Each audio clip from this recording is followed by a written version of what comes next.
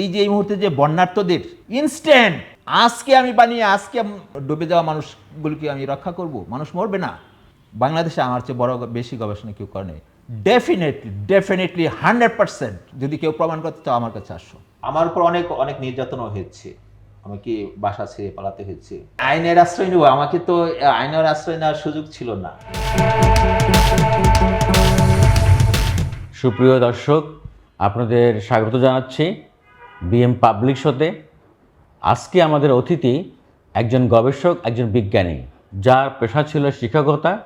তিনি দীর্ঘদিন government school and কলেজে বিভিন্ন প্রতিষ্ঠানে চাকরি করেছেন।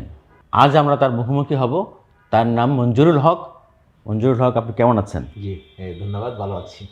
আচ্ছা, আমরা তো শুনেছি আপনার জীবন সম্পর্কে যে আপনি শিক্ষকতা করার পাশাপাশি আপনি জীবনের অনেকখানি সময় গবেষণায় আপনি ব্যয় করেছেন। তো প্রথমে আপনার ব্যক্তিগত জীবন সম্পর্কে জানতে চাই। আপনার নাম পুরোটা বললাম আমি, আপনার কী করতেন একটু খুলে বলেন, পরে আমি আপনার গবেষণায় আসছি। ধন্যবাদ। আমার বাড়ি ময়মনসিংহ ডিস্ট্রিক্টে ত্রিশাল থানায়, বিরামপুর গ্রাম। এখন ওখানে গ্রামেই পড়াশোনা, স্কুল কলেজ। তারপর ছোটোবেলা থেকে একদম প্রাইমারি স্কুল থেকে বলতে পারেন আমি বিভিন্ন গবেষণামূলক কথাবার্তা, চিন্তা ভাবনা, এগুলি যেখানে যে সমস্যা, সেই সমস্যাগুলি নিয়ে চিন্তা করতাম এবং যেটুকু সম্ভব সেটা বাস্তব, আশেপাশে যে উপকরণগুলি ছিল ওগুলিকে একটা বাস্তব রূপ দেওয়ার চেষ্টা করতাম আর কি। এবং যখন আমি ইন্টারমিডিয়েটে পড়ি তখন আমি একটা কৌশল দাঁড় করিয়েছিলাম, সেটা হলো ওজন মাপতে পারি আমরা। কোনো ওজন মানে পানির সাহায্যে, পানি একটা পাত্রে নিয়ে যেখানে ওইভাবে আমরা ওজন মাপতে পারি। দেখি যে আমরা আরও বড় করে চিন্তা করলাম, একটা গাড়ির ওজনও মাপা যাবে ওইভাবে স্কেলে বড় করে।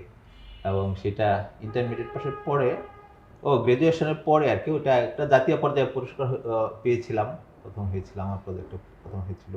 তখন আমার ভিতরে একটা আত্মবিশ্বাস হলো যে হ্যাঁ, আমিও তো পারি, আমার তো এখন থেকে আমি গবেষণা করতে পারবো।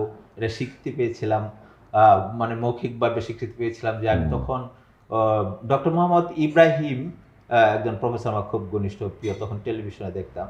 উনি একটা সাময়িকী প্রকাশ করতেন, সন্ধানী বা অনুসন্ধানী, তখন ফুলারুট। উনি বর্তমান যে ডক্টর ইউনূস, আমাদের অন্তর্বর্তী সরকারের প্রধান, উনির ভাই। হ্যাঁ, তো উনির কাছ থেকে আমি অনেক ইন্সপিরেশন পেয়েছিলাম। এবং উনির যে ভদ্রতা, বিনয়, এবং আমার সাথে, আমি সাধারণ একজন গ্রাম থেকে আসা, আমাকে তার ফুলারুটের ভাষায় আমার সাথে খুব সুন্দরভাবে, আন্তরিকভাবে আমাকে ইন্সপায়ার করেছে। এটাও আমার জীবনের একটা স্বীকৃতি আমার কাছে মনে হয়েছিল। হ্যাঁ, কারণ এত বড় একটা মানুষ আমার কাছে তখন সবচেয়ে প্রিয় ছিল সেই ডক্টর ইব্রাহিম। হ্যাঁ, তার কাছ থেকে কিন্তু প্রেরণা পেয়েছি, কিন্তু মাঝখানে আমার কিন্তু এখনো যোগাযোগ নাই, আচ্ছা, জানেন না। কিন্তু আমরা আপনার গবেষণায় ফিরে আসি।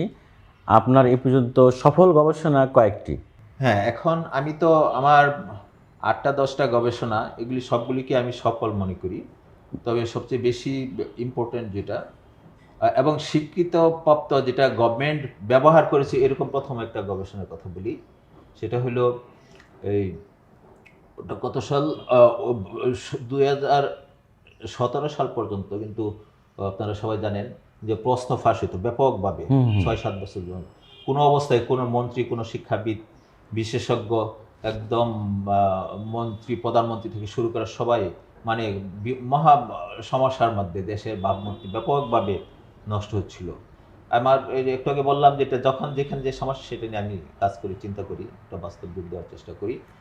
কিন্তু সেটা দেখলাম যে তখন আর্টিফিশিয়াল ইন্টেলিজেন্স এবং ডিজিটাল ডিভাইস ব্যবহার করে গভর্নমেন্ট একটা নিয়েছে, প্রজেক্ট নিয়েছে, এবং সেভাবে প্রশ্ন ফাঁস দূর হবে বা সকল বিশেষজ্ঞ সবাই ডিসিশন স্থির করলো, কমিটি হয়ে গেছে, একদম সাব কমিটি, রিপোর্ট দেওয়া হয়ে গেছে। এটা জুলাই মাস 2017 কথা বলতেছি। টাকা পয়সা 3000 কোটি টাকা, সেটা বাজেটও হয়ে গেছে।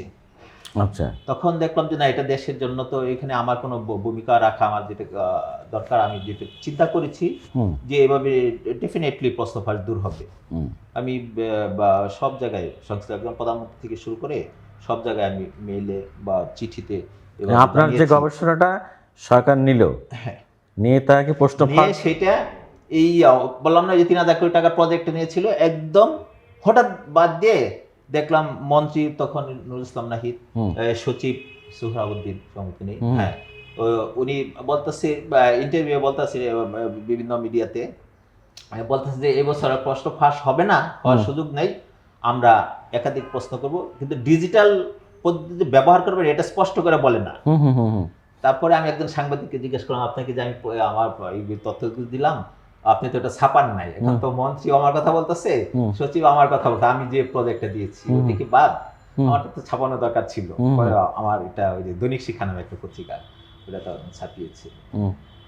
এভাবে এখন দেখলাম, আমি শিক্ষা মন্ত্রণালয়ে যোগাযোগ করলাম, হুম। হুম। সোহরাবউদ্দিন না হোসেন, যাই হোক, হুম। উনি এখন যে নামটা গুরুত্ব দিচ্ছে না, উনি যে পিএ ছিল, হুম। না কতজনে তো কত কিছু দিয়েছে। হুম। আমি কই, না কত কিছু কয় বছর যাবত দিচ্ছে, হুম। তা আমারটা তো ব্যবহার করছেন।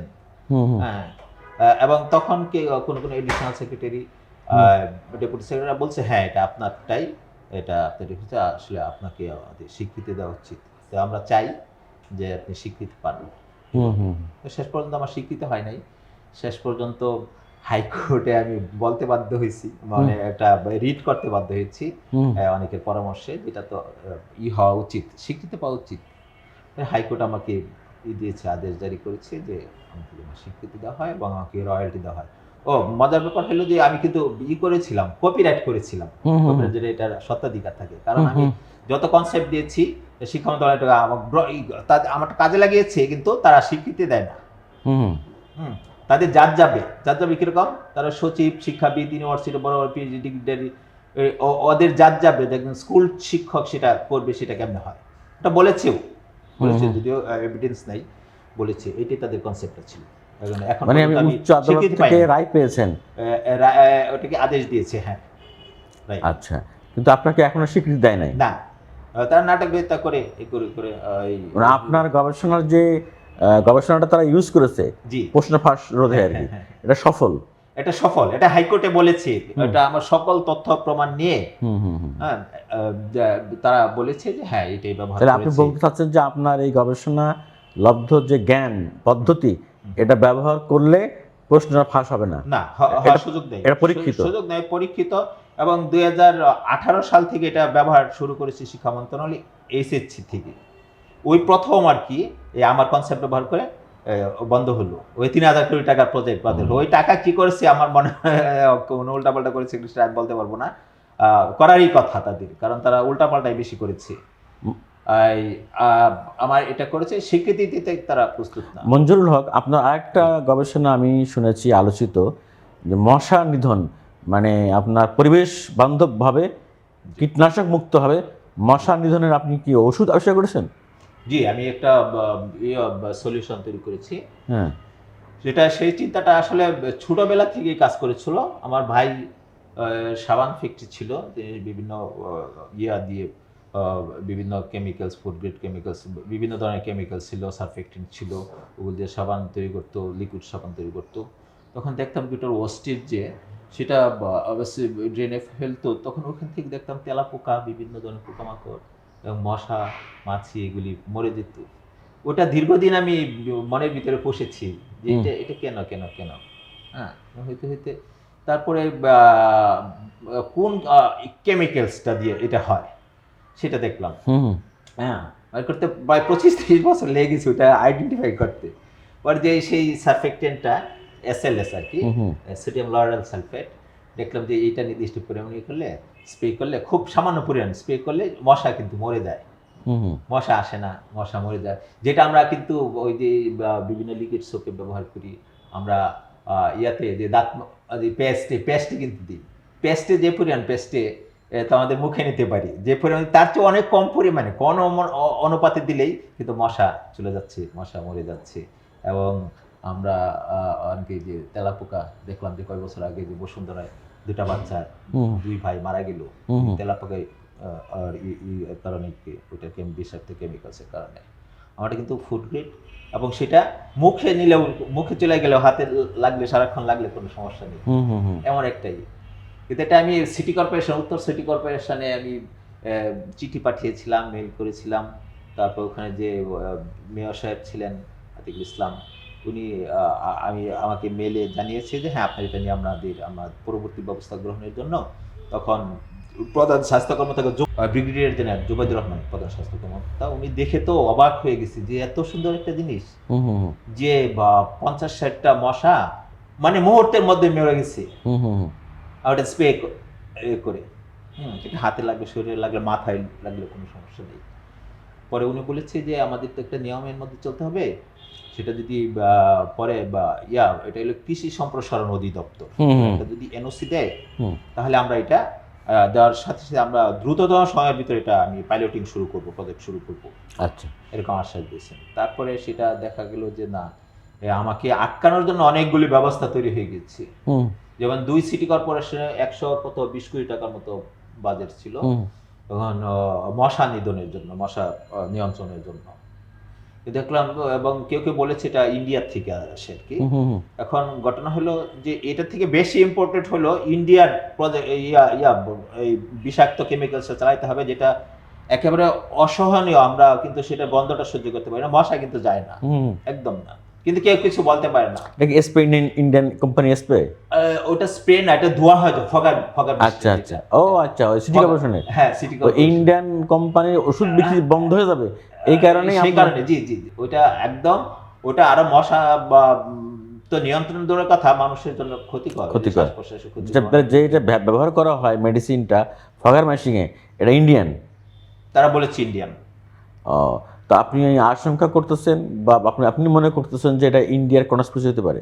হ্যাঁ তাই তো সেটা কি করতে হবে, কারণ ওটা থেকে অনেক গুণ ভালো, বিষমুক্ত, কোথাও এটা ব্যবহার নাই।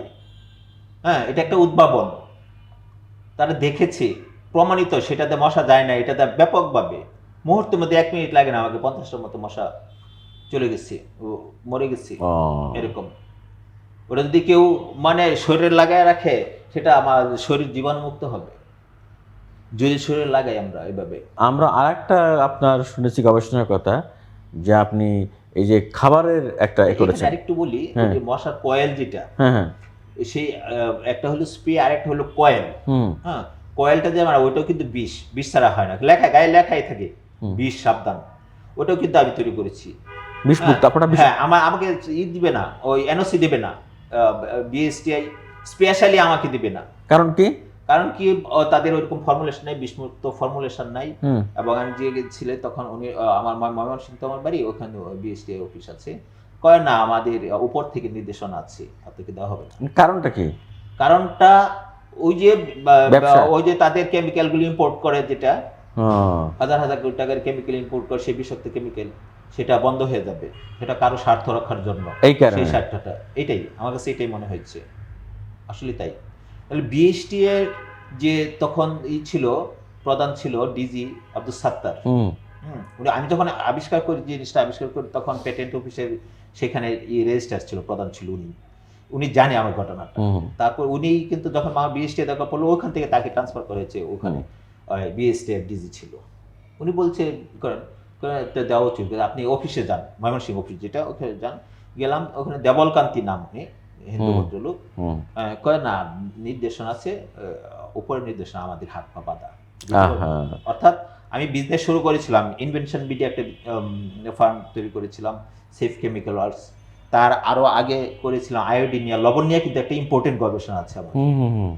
সবগুলি আমাকে ছেড়ে লস দিয়ে ফেলে রেখে চলে আসতে হয়েছে, কারণ আমাকে মনে হয়েছে এই গভর্নমেন্ট ইচ্ছা করে হোক বা অনিচ্ছা করে হোক, সেই স্বাস্থ্য খাতটা, খাদ্য খাতটা এবং শিক্ষা ব্যবস্থাটাকে ধ্বংস করতেই হবে, আমাকে মনে হয়েছে এরকম। এবং সেটা নিয়ে, এডুকেশন নিয়ে আমি অনেক কাজ করেছি।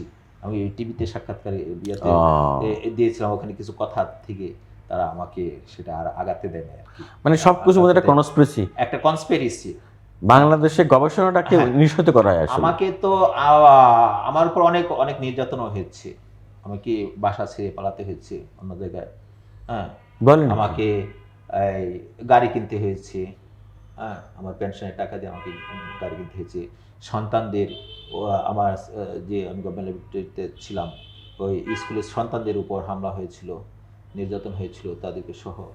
আমি তাকে স্কুল ছাড়তে বাধ্য হয়েছি। শিক্ষা মন্ত্রণালয় জানে এগুলি, বলেন কি? এভিডেন্স আছে। শিক্ষা মন্ত্রণালয় বলেছি যে আমাকে এরকম ভাবে নির্যাতন করেছে, আমার সন্তানকে এখনো দু একটা ইয়ে আছে, আমাকে কল রেকর্ড আছে উচ্চ পর্যায়ে। আপনি আইন আশ্রয় নেন নাই? আমি আইনের আশ্রয় নেব, আমাকে তো আইনের আশ্রয় নেওয়ার সুযোগ ছিল না। কারণ আচ্ছা, আমার বাসায় এসেছে আমাকে মেরে ফেলার জন্য। এরা কারা? এরা সামবডি যারা আমাদের দেশের কল্যাণ চায় না। আচ্ছা, আমার এভিডেন্স নষ্ট করার জন্য আমার ল্যাপটপ চুরি করছে, মোবাইল চুরি করছে, বাসায় তো ওখানে একটা গ্রিন রোডে থাকতাম আমি, বলেন কি? গ্রিল ভেঙে অনেক কিছু। কিন্তু আমি একটা সাধারণ মানুষ, মানে সেইখানে আমার আপনার অপরাধ যতটা হলো ছিল। আমি দেশের পক্ষে কাজ করছি, হুম, শিক্ষা ব্যবস্থা উন্নয়নের জন্য কাজ করছি, মানুষের কল্যাণে কাজ করছি। আমি কিন্তু সাহস নিয়ে করেছিলাম। হুম, হুম, হুম। তারপরে একটা পর্যায়ে দেখলাম যে না, এগুলি তো গুরুত্ব দিতে হবে। আমি পরে নিরাপদ আশ্রয়ে আমাকে গাড়ি কিনতে হয়েছে চলাচলের নিরাপত্তার জন্য। ও, আমাকে অন্য একটা জায়গায় নিরাপদ জায়গায় চলে যেতে হয়েছে। আমি বলেন কি? ডিএসএসে থাকি। ও, ও আচ্ছা আচ্ছা। এটা নিরাপত্তার কারণে আমাকে পেনশনের টাকা খরচ করে এবং স্থাবরস্থ মানে আপনি সম্পদ আশঙ্কা খরচ করে করেননি? আমাকে এরকম করেছে। আমার একটা দৃঢ় বিশ্বাস ছিল যে মহান আল্লাহ তাআলা একটা শেষ পর্যায়ে হলো আমাকে একটা ব্যবস্থা করবে, যে আমাকে তো না খাইয়ে মারবে না নিশ্চয়ই, সৎ ইনশাল্লাহ, পথে থাকলে। ইনশাল্লাহ, ইনশাল্লাহ। এই জন্য আমি ধরে রাখছি যে যতদিন বাঁচি। না, ইনশাল্লাহ, আল্লাহ তো অবশ্যই সাহায্যকারী, একমাত্র সাহায্যকারী। আমরা ইন্টারভিউ শেষ পর্যায়ে চলে আসছি। জি, একটা বিষয় আপনি বলছিলেন যে আমরা যে খাবার খাই, জি। যাই কিছু খাই, ফাইবারটা আমরা নষ্ট করে ফেলি। আপনার একটা গবেষণা আছে যে এই যে ফাইবারটা আমরা যাতে একসাথে আমরা খাইতে পারি, এটা একটু বলেন তো। হ্যাঁ, এটা খুবই ইম্পর্টেন্ট একটা হুম, ঘটনা। কারণ আমরা যেটা দেখছি, আহ, যে আমার কিন্তু অনেকগুলো রোগ ছিল। যখন দেখলাম ডাক্তারদের সাথে কাছে যেতে হয়, আমার দৃষ্টিতে, আমি কিন্তু পড়াশোনা করেছি, ডাক্তারি অনেক বইটি আমাকে পড়তে হয়েছে বাধ্য হয়ে। হুম, দেখলাম যে এটার সাথে মিলে না, আমার চিন্তার সাথে এবং তথ্যের সাথে মিলে না। যেন আমি যদি বলি যে ডায়াবেটিস চিকিৎসাটা ভুল। হুম, হুম, কারণ ডায়াবেটিস যে ইনসুলিনটা দেয়, ইনসুলিনটা আবিষ্কার হয়েছে অনেক অনেক বোধহয় 100 বছরের কাছাকাছি, আমি ডেটটা এক্সাক্ট বলতে পারতেছি না। সেটা হয়েছিল টাইপ 1 ডায়াবেটিস রোগীদের জন্য আবিষ্কার হয়েছে। হুম, কিন্তু এখন পর্যন্ত পৃথিবীতে কোনো গবেষণা আসে নাই যে টাইপ 2, ম্যাক্সিমাম রোগী তো টাইপ 2 ডায়াবেটিস, ওটা হয়তো 1-2% টাইপ 1, তাদের ইনসুলিন একেবারেই তৈরি হয় না। হুম, হুম, এবং ইনসুলিন টাইপ 2 রোগীদের জন্য যে ইনসুলিন দিতে হবে, একটা স্টাডি কিন্তু পৃথিবীতে এখন পর্যন্ত হয় নাই। কিন্তু কেন এটা দিবে?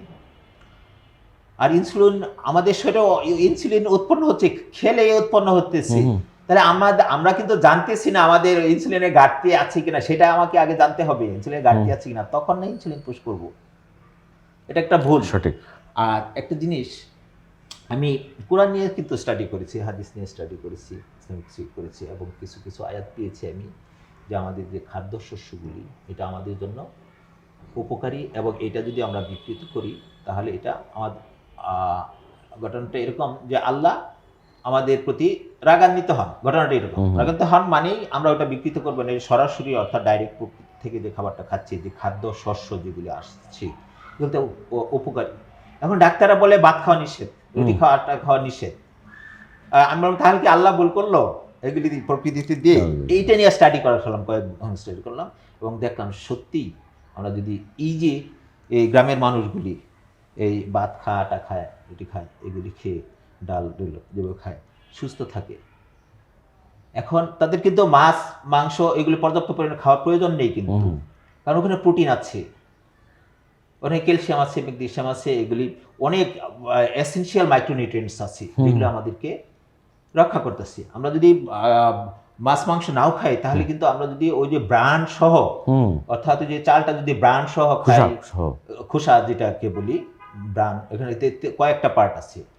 উপরের টা হলো চালের কথা বলি, ওই ধানের কথা বলি, উপরেরটা হলো তুষ, তারপরটা কিন্তু ব্রান সিডটা, তারপরটা হলো এন্ডোস্পার্ম, আমরা কিন্তু এন্ডোস্পার্মটা খেতেছি।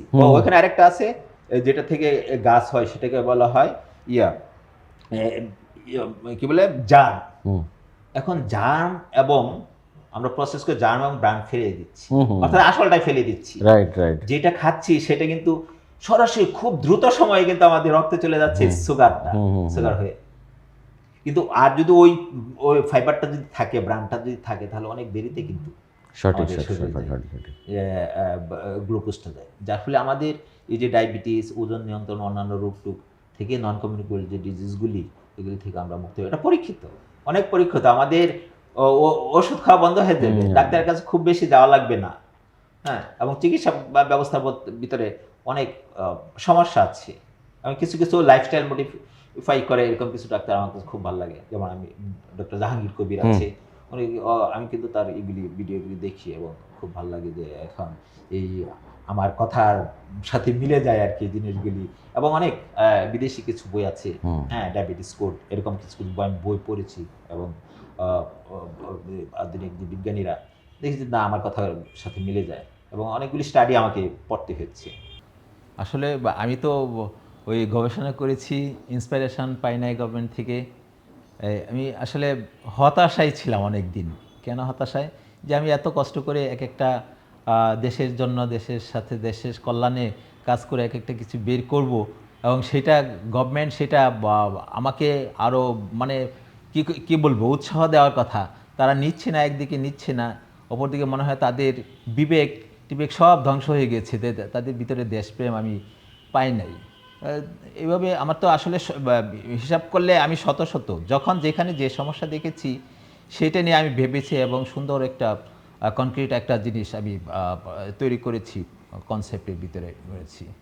এবং আরেকটা গবেষণা, সেটা তো বিশাল ঘটনা, সেটা যদি সফল হয় বাংলাদেশ বিশ্বের মধ্যে রিচেস্ট কান্ট্রিতে পরিণত হবে এবং সায়েন্স দিয়ে, যেটা আমি একটা এখন মনে পড়লো, কিন্তু আমি অনেকদিন যাবৎ সেটা ভাবছি না, যে একটা ফোর্স এনহ্যান্স করা, একটা ফোর্স আমরা যতটুকু অ্যাপ্লাই করে আউটপুট ইনপুট দেই, আউটপুট তার চেয়ে বেশি আসবে না, কিন্তু এই শতগুণ ফোর্স তৈরি করে কিন্তু আমি দেখিয়েছি, আমি এক্সপেরিমেন্ট করেছি। এবং সেটা যদি আমরা কাজে লাগাতে পারি, এটা ছোট্ট একটা সাইকেলের পাওয়ার দিয়ে বা ফোর্স দিয়ে আমরা কিন্তু গাড়ি চালাতে পারবো, একটা মোটর সাইকেলের দিয়ে আমরা ট্রাক চালাতে পারবো, ওই ফোর্স দিয়ে, এতটুকু ফুয়েল দেয়, ফোর্স ব্যবহার করি।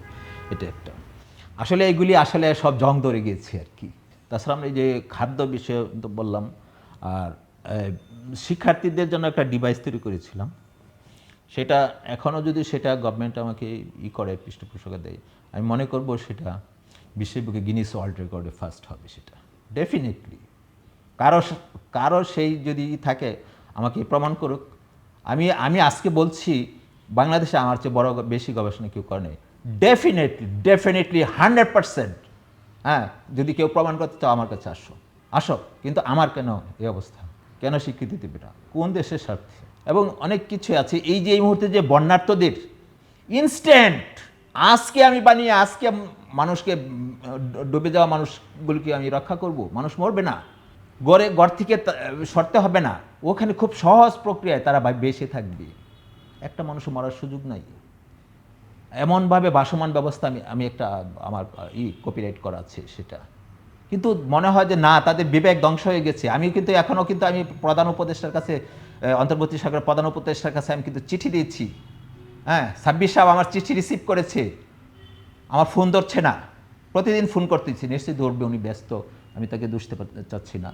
হ্যাঁ, আমার বিশ্বাস, আমি অন্তর্বর্তী সরকারের প্রধানকে আমি জানাতে চাই আমার সাথে আমাকে সাক্ষাৎ করার একটা সুযোগ দিবেন, এবং আমার কথাগুলি শুনবেন, এটুক শুনবেন, কি করবেন সেটা পরে, এবং গবেষণা বা বিশেষজ্ঞ যারা আছে তারা শুনবেন, জানবেন আমার গবেষণাগুলো সত্য না মিথ্যা প্রমাণ করবেন।